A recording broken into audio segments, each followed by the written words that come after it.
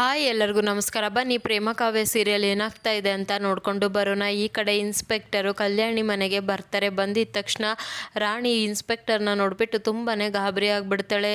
ಎಲ್ಲಮ್ಮ ನಿಮ್ಮ ಡಾಕ್ಟರ್ ಸರು ಅಂತ ಹೇಳಿದಾಗ ಅವರು ಇನ್ನೂ ಮಲ್ಕೊಂಡಿದ್ದಾರೆ ಅಂತ ಹೇಳ್ತಾಳೆ.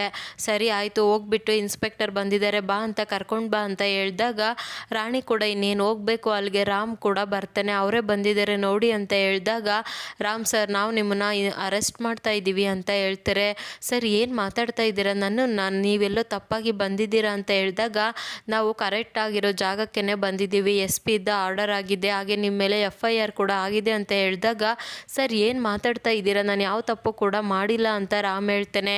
ಅಲ್ಲ ರೀ, ನೀವು ಯಾವ ತಪ್ಪು ಮಾಡಿಲ್ವಾ, ಲೈಸೆನ್ಸ್ ಕ್ಯಾನ್ಸಲ್ ಆಗಿದ್ರೂ ಕೂಡ ಮಕ್ಕಳಿಗೆ ಹೇಗ್ರಿ ನೀವು ಚಿಕಿತ್ಸೆ ಕೊಟ್ರಿ ಅಂತ ಕೇಳಿದಾಗ ಅಯ್ಯೋ ಸರ್ ನಿನ್ನೆ ತುಂಬಾ ಎಮರ್ಜೆನ್ಸಿ ಇತ್ತು, ನಾನು ಹೋಗಿ ಟ್ರೀಟ್ಮೆಂಟ್ ಕೊಟ್ಟಿಲ್ಲ ಅಂದರೆ ಪಾಪ ಮಕ್ಕಳು ಇನ್ನೂ ತುಂಬ ಸುಸ್ತಾಗ್ತಾ ಇದ್ರು ಅಂತ ರಾಮ್ ಹೇಳಿದಾಗ ನೋಡಿ ನೀವು ಈ ರೀತಿ ಎಲ್ಲ ಮಾತಾಡೋ ಆಗಿಲ್ಲ, ನಮಗೆ ಆರ್ಡರ್ ಬಂದಿದೆ, ನಾವು ನಿಮ್ಮನ್ನು ಅರೆಸ್ಟ್ ಮಾಡ್ತಾ ಇದ್ದೀವಿ ಅಷ್ಟೇ, ನೀವೇನೇ ಮಾತಾಡೋದಿದ್ರೂ ಕೂಡ ಪೊಲೀಸ್ ಸ್ಟೇಷನ್ಗೆ ಬಂದು ಮಾತಾಡಿ ಅಂತ ಹೇಳಿದಾಗ ಸರ್ ದಯವಿಟ್ಟು ಸರ್ ಅರ್ಥ ಮಾಡ್ಕೊಳ್ಳಿ ಅಂತ ರಾಮ್ ಹೇಳ್ತಾ ಇರ್ತಾನೆ. ಆದರೂ ಕೂಡ ರಾಮ್ ಮಾತನ್ನು ಕೇಳ್ದೇನೆ ರಾಮನ ಅರೆಸ್ಟ್ ಮಾಡಿ ಅಲ್ಲಿದ್ದ ಕರ್ಕೊಂಡು ಹೋಗ್ತಾ ಇರ್ತಾರೆ. ಅದೇ ಟೈಮ್ಗೆ ರಾಣಿ ಕೂಡ ಇಲ್ಲಿ ಕಲ್ಯಾಣಿಗೆ ಫೋನ್ ಮಾಡಬೇಕು ಅಂತ ನೋಡ್ತಾ ಇರ್ತಾಳೆ. ಪ್ರೇಮ ಬಂದಿದ ತಕ್ಷಣ ರಾಣಿ ಯಾಕೆ ಇನ್ಸ್ಪೆಕ್ಟ್ರು ಮನೆಗೆ ಬಂದಿದ್ರು ಅಂತ ಕೇಳ್ತಾಳೆ. ಅಯ್ಯೋ ಪ್ರೇಮಕ್ಕ, ಡಾಕ್ಟರ್ನ ಅರೆಸ್ಟ್ ಮಾಡಿ ಕರ್ಕೊಂಡು ಹೋಗಿದ್ದಾರೆ, ಅದೇನು ಲೈಸೆನ್ಸ್ ಇಲ್ವಲ್ಲ, ಅದಕ್ಕೆ ಅವರು ಮಕ್ಕಳಿಗೆ ಚಿಕಿತ್ಸೆ ಕೊಡಬಾರ್ದಿತ್ತು ಅಂತೆ. ಅವಾಗಲಿದ್ದ ಕಲ್ಯಾಣಿ ಅಮ್ಮ ಅವ್ರಿಗೆ ಫೋನ್ ಮಾಡ್ತಾ ಇದ್ದೀನಿ, ಅವರು ಫೋನ್ಗೆ ಸಿಗ್ತಾ ಇಲ್ಲ ಅಂತ ಹೇಳಿದಾಗ ಅಯ್ಯೋ ದೇವ್ರೆ ಎಂಥ ಕೆಲಸ ಆಯಿತು, ಅಲ್ಲ ನನ್ನ ರಾಮ್ಗಿಂಥ ಪರಿಸ್ಥಿತಿ ಯಾಕೆ ಬಂತು ಅಂತ ಅಂದ್ಕೊಂಡು ರಾಣಿ ನೀನು ಕಲ್ಯಾಣಿ ಅತ್ತೆಗೆ ಮಾತ್ರ ಫೋನ್ ಮಾಡಬೇಡ ಕಣೆ, ಅವ್ರಿಗೆ ವಿಚಾರ ಏನಾದರೂ ಗೊತ್ತಾದರೆ ತುಂಬಾ ನೋವು ಪಡ್ತಾರೆ, ಏನೇ ಇದ್ದರೂ ನಾನು ನೋಡ್ಕೊಳ್ತೀನಿ ಅಂತ ಹೇಳ್ಬಿಟ್ಟು ಸರಿ ನಾನು ಪೊಲೀಸ್ ಸ್ಟೇಷನ್ಗೆ ಹೋಗಿ ಬರ್ತೀನಿ ಅಂತ ಪ್ರೇಮ ಕೂಡ ಅಲ್ಲಿದ್ದ ಹೊರಟೇ ಬಿಡ್ತಾಳೆ.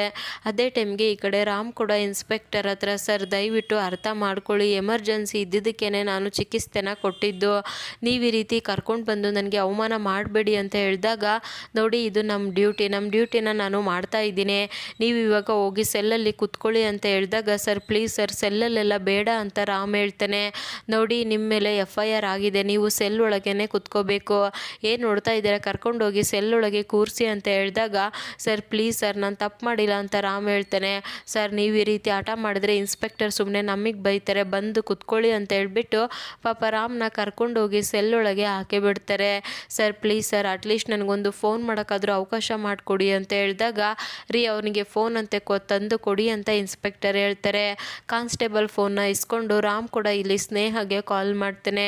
ಕಾಲ್ ಪಿಕ್ ಮಾಡಿದ ತಕ್ಷಣ ಸ್ನೇಹ ನಾನು ಪೊಲೀಸ್ ಸ್ಟೇಷನಲ್ಲಿ ಇದ್ದೀನಿ, ಪೊಲೀಸ್ ಅವರು ನನ್ನನ್ನು ಅರೆಸ್ಟ್ ಮಾಡಿದ್ದಾರೆ, ನಿನ್ನೆ ಮಕ್ಕಳಿಗೆ ಚಿಕಿತ್ಸೆ ಕೊಟ್ವಿ ಅಲ್ವಾ, ಲೈಸೆನ್ಸ್ ಕ್ಯಾನ್ಸಲ್ ಆದ್ರೂ ಕೂಡ ಕೊಟ್ಟಿದೆಯಾ ಅಂತ ಹೇಳ್ಬಿಟ್ಟು ಎನ್ಕ್ವೈರಿಗೆ ಕರ್ಕೊಂಡು ಬಂದಿದ್ದಾರೆ ಅಂತ ಹೇಳಿದಾಗ ರಾಮ್ ಎಂಥ ಕೆಲಸ ಆಯಿತು ರಾಮ್, ನೀನೇನು ತಲೆ ಕೆಡಿಸ್ಕೋಬೇಡ, ಡ್ಯಾಡ್ನ ಕರ್ಕೊಂಡು ನಾನು ಇವಾಗಲೇ ಪೊಲೀಸ್ ಸ್ಟೇಷನ್ಗೆ ಬರ್ತೀನಿ ಅಂತ ಹೇಳ್ಬಿಟ್ಟು ಸ್ನೇಹ ಮತ್ತು ಅವರಪ್ಪ ಇಬ್ಬರು ಕೂಡ ಪೊಲೀಸ್ ಸ್ಟೇಷನ್ಗೆ ಬರ್ತಾರೆ. ಬಂದಿದ್ದ ತಕ್ಷಣ ಅವರಪ್ಪ ಫುಲ್ ನಾಟಕ ಮಾಡ್ಕೊಂಡು ಏನ್ರಿ ಇನ್ಸ್ಪೆಕ್ಟರ್ ಮಕ್ಕಳು ಪ್ರಾಣನ ಕಾಪಾಡಿದ್ರೆ ತೊಗೊಂಡು ಬಂದು ಸೆಲ್ ಒಳಗೆ ಹಾಕ್ತೀರಾ, ನಿಮಗೆ ಸ್ವಲ್ಪನೂ ಕೂಡ ಮನುಷ್ಯತ್ವ ಅನ್ನೋದೇ ಇಲ್ವಾ, ನಿನ್ನೆ ರಾಮ್ ಅಲ್ಲಿಗೆ ಹೋಗಿಲ್ಲ ಅಂದರೆ ಎಂಥ ಅನಾಹುತ ಆಗ್ತಾಯಿತ್ತು ಗೊತ್ತಾ ಅಂತ ಹೇಳಿದಾಗ ಸರ್ ಏನು ಮಾಡೋದು, ನಮಗೆ ಆರ್ಡರ್ ಕೊಟ್ಟಿದ್ದಾರೆ, FIR ಕೂಡ ಆಗಿದೆ, ಅದಕ್ಕೋಸ್ಕರ ಅವ್ರನ್ನ ಕರ್ಕೊಂಡು ಬಂದು ಸೆಲ್ಲೊಳಗೆ ಹಾಕಿರೋದು, ನೀವು ಬೇಕಿದ್ರೆ SP ಜೊತೆ ಮಾತಾಡಿ ಅಂತ ಹೇಳಿದಾಗ SP ತಾನೇ ಲಾಯರ್ ಸರ್, SPಗೆ ಕಾಲ್ ಮಾಡಿ ಅಂತ ಹೇಳಿದಾಗ ಸರ್ ಯಾಕೋ ಫೋನ್ ಕನೆಕ್ಟ್ ಆಗ್ತಾ ಇಲ್ಲ ಅಂತ ಹೇಳ್ತಾರೆ.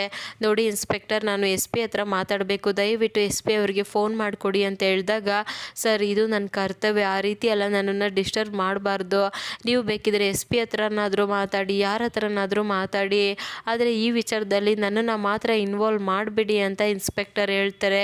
ಅಲ್ಲ ನಾನು ನಿಮ್ಮ ಹತ್ರ ಏನು ಕೇಳ್ತಾ ಇದ್ದೀನಿ, SPಗೆ ಒಂದು ಕಾಲ್ ಮಾಡಿಕೊಡಿ ಅಂತ ರಿಕ್ವೆಸ್ಟ್ ಮಾಡ್ತಾ ಇದ್ದೀನಿ ಅಂದಾಗ ಸರ್ ಪ್ಲೀಸ್ ಸರ್ ಇದು ನನ್ನ ಡ್ಯೂಟಿಗೆ ತುಂಬಾ ತೊಂದರೆ ಆಗುತ್ತೆ, ದಯವಿಟ್ಟು ಅರ್ಥ ಮಾಡ್ಕೊಳ್ಳಿ ಅಂತ ಹೇಳ್ತೇನೆ. ಸರಿ ಆಯಿತು ಬಿಡಿ ಲಾಯರ್ ಅವರೇ, ಇವಾಗೇನೆ ಬೇಲ್ಗೆ ಅರೇಂಜ್ ಮಾಡಿ ಅಂತ ಹೇಳಿದಾಗ ಅಯ್ಯೋ ಸರ್ ಇವಾಗ ಆಲ್ರೆಡಿ ಕೋರ್ಟು ಕ್ಲೋಸ್ ಆಗಿದೆ, ಇವಾಗ ನಾವು ಯಾವ ಬೇಲ್ ಕೂಡ ಅಪ್ಲೈ ಮಾಡೋಕ್ಕಾಗೋದಿಲ್ಲ ಅಂತ ಹೇಳಿದಾಗ ಎಲ್ಲ ಇವಾಗೇನೆ ಬರಬೇಕಾ ರಾಮ್, ನೀನೇನು ತಲೆ ಕೆಡಿಸ್ಕೋಬೇಡ, ನಾನು SP ಹತ್ರ ಮಾತಾಡಿ ಆದಷ್ಟು ಬೇಗ ನಿನ್ನನ್ನು ಸೆಲ್ಲಿದ್ದ ಆಚೆ ತೊಗೊಂಡು ಬರ್ತೀನಿ ಅಂತ ಹೇಳ್ತಾರೆ. ಹೌದು ರಾಮ್ ನಾನು ಮಾತ್ರ ನಿನ್ನ ಜೊತೆಗೆ ಇರ್ತೀನಿ, ಡ್ಯಾಡ್ ಬೇಕಿದ್ರೆ SP ಜೊತೆ ಮಾತಾಡಲಿ ಅಂತ ಹೇಳಿದಾಗ ನೋಡಮ್ಮ ಇದು ಪೊಲೀಸ್ ಸ್ಟೇಷನ್, ತಪ್ಪು ಮಾಡಿರೋರು ಮಾತ್ರ ಇಲ್ಲಿರಬೇಕು, ದಯವಿಟ್ಟು ನೀವೆಲ್ಲ ಆಚೆ ಹೋಗಿ ಅಂತ ಇನ್ಸ್ಪೆಕ್ಟರು ಸ್ನೇಹ ಮತ್ತು ಅವರ ಅಪ್ಪನ ಆಚೆ ಕಳಿಸ್ತಾರೆ. ಅವಾಗ ಸ್ನೇಹ ಅವರ ಅಪ್ಪ ಹತ್ರ ಡ್ಯಾಡ್ ನಾವು ಯಾವಾಗ ರಾಮ್ನ ಜೈಲಿಂದ ಬಿಡಿಸೋದು ಅಂತ ಹೇಳಿದಾಗ ನನಗೆ ಯಾವಾಗ ಇಷ್ಟ ಬರುತ್ತೋ ಆವಾಗ ಬಿಡಿಸ್ಬೋದು ಅಂತ ಹೇಳ್ತಾರೆ. ಹೇಳ್ತಾರೆ, ಕಂಪ್ಲೇಂಟ್ ಕೊಟ್ಟಿರೋದು ನಾನು ತಾನೇ, ಅಂದಮೇಲೆ ನಾನು ವಾಪಸ್ ತೊಗೊಂಡಾಗ ಅವನು ಆಚೆ ಬಂದೇ ಬರ್ತಾನೆ ಅಂತ ಹೇಳಿದಾಗ, ಆಗಲ್ಲ ಡ್ಯಾಡ್, ಇವಾಗ ರಾಮ್ಗೇನಾದರೂ ನಾವೇ ಕಂಪ್ಲೇಂಟ್ ಕೊಟ್ಟಿರೋದು ಅಂತ ಗೊತ್ತಾದರೆ ತುಂಬ ಕಷ್ಟ ಆಗುತ್ತೆ, ನನ್ನ ಮೇಲಿರೋ ನಂಬಿಕೆ ಹೋಗ್ಬಿಡುತ್ತೆ ಅಂತ ಹೇಳಿದಾಗ, ಸ್ನೇಹ ನೀನು ಆ ರೀತಿ ಎಲ್ಲ ಯೋಚನೆ ಮಾಡಬೇಡ, ಆ ರೀತಿ ಏನೂ ಆಗೋದಿಲ್ಲ, ಅವನು ಒಂದು ದಿನ ಆ ಸೆಲ್ಲಲ್ಲಿ ಚೆನ್ನಾಗಿ ಕೊಳಿಲಿ, ಆವಾಗ ನಮ್ಮ ವ್ಯಾಲ್ಯೂ ಏನು ಅಂತ ಅರ್ಥ ಆಗುತ್ತೆ, ನಮ್ಮ ಡಿಪೆಂಡೆನ್ಸಿ ಎಷ್ಟಿದೆ ಅಂತ ಅವನಿಗೆ ಗೊತ್ತಾಗುತ್ತೆ, ಆವಾಗ ಅದು ಹೇಗೆ ನಿನ್ನಿಂದ ದೂರ ಹೋಗ್ತೇನೆ ಅಂತ ನಾನು ಕೂಡ ನೋಡ್ತೀನಿ, ನೀನು ಅದ್ರ ಬಗ್ಗೆ ತಲೆ ಕೆಡಿಸ್ಕೋಬೇಡ ಅಂತ ಹೇಳ್ಬಿಟ್ಟು ಇಬ್ಬರು ಕೂಡ ಅಲ್ಲಿದ್ದ ಹೋಗ್ತಾ ಇರ್ತಾರೆ.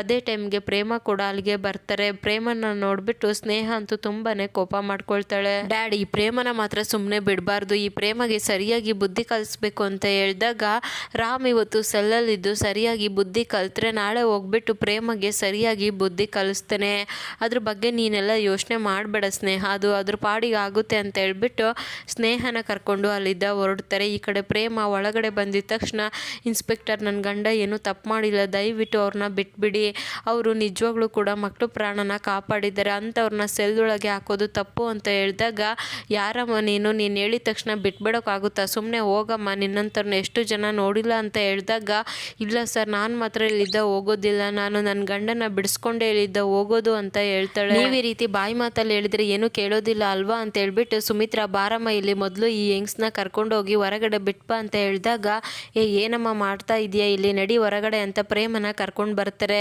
ಅಲ್ಲ, ಇದು ಪೊಲೀಸ್ ಸ್ಟೇಷನ್ ಮಾಡಿದ್ಯಾ, ಏನು ಮಾಡಿದ್ಯಾ, ಅಲ್ಲ ತರಕಾರಿ ಮಾರ್ಕೆಟಲ್ಲಿ ಬಂದು ಕಿರ್ಚಾಡೋ ಥರ ಕಿರ್ಚಾಡ್ತಾ ಇದೆಯಾ ಅಲ್ವಾ, ನಿನ್ನ ಗಂಡ ತಪ್ಪು ಮಾಡಿದರೆ ತೊಗೊಂಡು ಬಂದು ಸೆಲ್ಲಲ್ಲಿ ಹಾಕಿದ್ದೀವಿ, ಹೋಗಮ್ಮ ಸುಮ್ಮನೆ ಅಂತ ಹೇಳಿದಾಗ, ಇಲ್ಲ ನನ್ನ ಗಂಡ ಏನೂ ತಪ್ಪು ಮಾಡಿಲ್ಲ, ನಾನು ನನ್ನ ಗಂಡನ ಇಲ್ಲಿದ್ದ ಬಿಡಿಸ್ಕೊಂಡೇ ಹೋಗೋದು, ಅದೇನು ಮಾಡ್ತಿರೋ ಮಾಡಿ ಅಂತ ಹೇಳ್ಬಿಟ್ಟು ಪ್ರೇಮ ಅಲ್ಲೇ ಧರಣಿಗೆ ಕುತ್ಕೊಂಡು ಬಿಡ್ತಾಳೆ.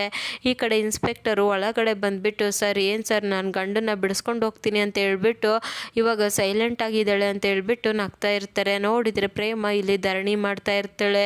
ಏನು ಸರ್, ಈ ಹುಡುಗಿ ಧರಣಿ ಕೂತಿದ್ದಾಳೆ ಅಂತ ಎಲ್ಲರೂ ಕೂಡ ಶಾಕ್ ಆಗಿದ ತಕ್ಷಣ, ನೋಡಮ್ಮ, ಈ ರೀತಿ ಪೊಲೀಸ್ ಸ್ಟೇಷನ್ ಮುಂದೆ ಅಲ್ಲ, ಈ ರೀತಿ ಮಾಡಬಾರ್ದು, ದಯವಿಟ್ಟು ಇಲ್ಲಿದ್ದ ಎದ್ದೋದ್ರೆ ಸರಿ ಅಂತ ಹೇಳಿದಾಗ, ಇಲ್ಲ ನನ್ನ ಗಂಡನ್ನ ರಿಲೀಸ್ ಮಾಡೋ ತನಕನೂ ಕೂಡ ನಾನು ಇಲ್ಲಿದ್ದ ಹೋಗೋದಿಲ್ಲ ಅಂತ ಪ್ರೇಮ ಹೇಳ್ತಾಳೆ. ಆವಾಗ ಇನ್ಸ್ಪೆಕ್ಟರ್ ಕೋಪ ಮಾಡಿಕೊಂಡು, ರಾಮ್ ಸರ್, ಏನ್ರಿ ನಿಮ್ಮ ಹೆಂಡ್ತಿಗೆ ಸ್ವಲ್ಪನೂ ಕೂಡ ಗೊತ್ತಾಗೋದಿಲ್ವಾ, ಈ ರೀತಿ ಎಲ್ಲ ಮಾಡೋದ್ರಿಂದ ನಿಮ್ಮನ್ನು ಆಚೆ ಬಿಡೋಕ್ಕಾಗೋದಿಲ್ಲ, ಯಾವ ಥರ ನಾನ್ಸೆನ್ಸ್ ಥರ ಮಾಡ್ತಾ ಇದ್ದಾರೆ ನೋಡಿ ಅಂತ ಬೈದಿದ್ದ ತಕ್ಷಣ ರಾಮ್ಗಂತೂ ತುಂಬಾ ಕೋಪ ಬರ್ತಾ ಇರುತ್ತೆ. ಈ ಕಡೆ ಪ್ರೇಮ ಕೂಡ ಧರಣಿ ಕೂತಿರೋದನ್ನ ನೋಡಿಬಿಟ್ಟು ಅಲ್ಲಿಗೆ ನ್ಯೂಸ್ ಚಾನಲ್ ಎಲ್ಲ ಬರುತ್ತೆ. ಏನಾಯಿತು ಮೇಡಮ್, ಯಾಕೆ ಧರಣಿ ಕೂತಿದ್ದೀರಾ ಅಂದಾಗ, ನನ್ನ ಗಂಡಗೆ ಲೈಸೆನ್ಸ್ ಕ್ಯಾನ್ಸಲ್ ಆಗಿದೆ, ಆದ್ರೂ ಕೂಡ ನಿನ್ನೆ ಮಕ್ಕಳು ತುಂಬಾ ಸುಸ್ತಾಗಿದ್ದರು, ಇವ್ರು ಹೋಗಿ ಮಕ್ಕಳು ಜೀವನ ಕಾಪಾಡಿದ್ದಾರೆ, ಅದಕ್ಕೆ ಕರ್ಕೊಂಡು ಬಂದು ಪೊಲೀಸ್ ಅವರು ಸೆಲ್ ಒಳಗೆ ಹಾಕಿದ್ದಾರೆ, ಇದು ನ್ಯಾಯನ ನೀವೇ ಹೇಳಿ, ಮಕ್ಕಳು ಪ್ರಾಣನ ಕಾಪಾಡಿದರೆ ಈ ರೀತಿ ಪೊಲೀಸ್ ಸ್ಟೇಷನ್ಗೆ ಕರ್ಕೊಂಡು ಬಂದು ಅವಮಾನ ಮಾಡ್ತಾರ, ನಾನಂತೂ ನನ್ನ ಗಂಡನ ಬಿಡಿಸ್ಕೊಳ್ಳೋ ತನಕನೂ ಕೂಡ ಇಲ್ಲಿದ್ದ ಹೋಗೋದಿಲ್ಲ, ನನಗೆ ನ್ಯಾಯ ಬೇಕು,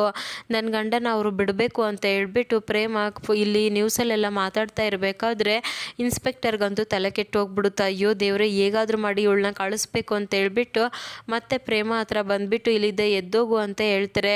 ಅವಳು ಮಾತ್ರ ನನ್ನ ಗಂಡನ್ನ ಬಿಡೋ ತನಕನೂ ಕೂಡ ನಾನು ಎಲ್ಗೂ ಹೋಗೋದಿಲ್ಲ ಅಂತ ಹೇಳಿದ ತಕ್ಷಣ ಪೊಲೀಸ್ಗಂತೂ ತಲೆ ಕೆಟ್ಟು ಹೋಗ್ಬಿಡುತ್ತೆ. ಹಾಗಿದ್ರೆ ನಿಜವಾಗ್ಲೂ ಕೂಡ ಪ್ರೇಮ ರಾಮ್ನ ಬಿಡಿಸ್ಕೊಂಡು ಹೋಗ್ತಾಳ ಅಂತ ನೋಡಬೇಕು, ಹಾಗೆ ಸ್ನೇಹ ಮತ್ತು ಅವ್ರ ಅಪ್ಪ ಮಾಡಿರೋ ಪ್ಲಾನ್ ಉಲ್ಟಾ ಹೊಡೆಯುತ್ತಾ ಅಂತ ನೋಡಬೇಕು. ಇದಿಷ್ಟು ಇವತ್ತಿನ ಸಂಚಿಕೆ. Thank you so much every one.